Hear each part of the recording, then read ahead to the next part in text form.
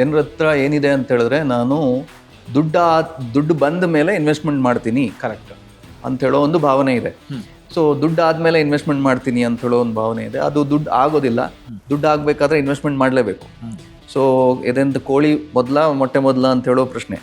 So ನಿಮಗೆ ಎಷ್ಟು ಸಾಧ್ಯ ಆಗುತ್ತೆ ಅಲ್ಲಿಂದ ಸ್ಟಾರ್ಟ್ ಮಾಡಿ. ಓಕೆ, ಅದಕ್ಕೆ ಮ್ಯೂಚುವಲ್ ಫಂಡ್ ಕಂಪ್ನಿಗಳು 500 ಈಗ 100 ರೂಪಾಯಿಗೂ ಬಂದುಬಿಟ್ಟಿದ್ದಾರೆ.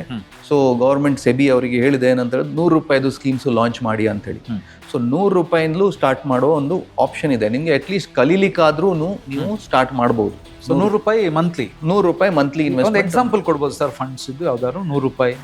ನನ್ಗೆ ಗೊತ್ತಿರೋ ಹಂಗೆ SBIನವರು ಸ್ಟಾರ್ಟ್ ಮಾಡಿದ್ದಾರೆ 100 ರೂಪಾಯಿ ಮಂತ್ಲಿ SIP. ರಿಲಯನ್ಸ್ನವರು ಇರ್ಬೋದು, ಅವ್ರದ್ದು ಸ್ಟಾರ್ಟ್ ಮಾಡಿ. ಸೊ ನೀವು ಕೆಲವು ಮ್ಯೂಚುವಲ್ ಫಂಡ್ಗಳು ಮಾಡಿದ್ದಾರೆ.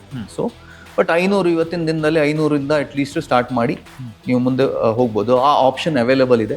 ಸೊ ನಿಮಗೆ ಆ ಹ್ಯಾಬಿಟ್ ಬರಬೇಕು. ಇಟ್ ಇಸ್ 500 ರೂಪಾಯಿ ಅಥವಾ 1,000 ರೂಪಾಯಿ ವಿಷಯ ಅಲ್ಲ. ಅದು ನಿಮಗೆ ಹೂಡಿಕೆ ಮಾಡೋ ಒಂದು ಹ್ಯಾಬಿಟ್ ಬರಬೇಕು. ಅದೊಂದು ಹ್ಯಾಬಿಟ್. ಸೇವ್ ಮಾಡೋದೊಂದು ಹ್ಯಾಬಿಟ್. ಸೊ ಹೂಡಿಕೆ ಮಾಡೋದು, ಸೇವ್ ಮಾಡೋದು ಒಂದು ಹ್ಯಾಬಿಟ್ ಬರಬೇಕಾದ್ರೆ ನೀವು ಅಟ್ಲೀಸ್ಟ್ ಒಂದು ಸ್ಟಾರ್ಟ್ ಮಾಡಬೇಕು. ಆ ಹ್ಯಾಬಿಟ್ ಹೆಂಗೆ? Boss Vala, B the boss.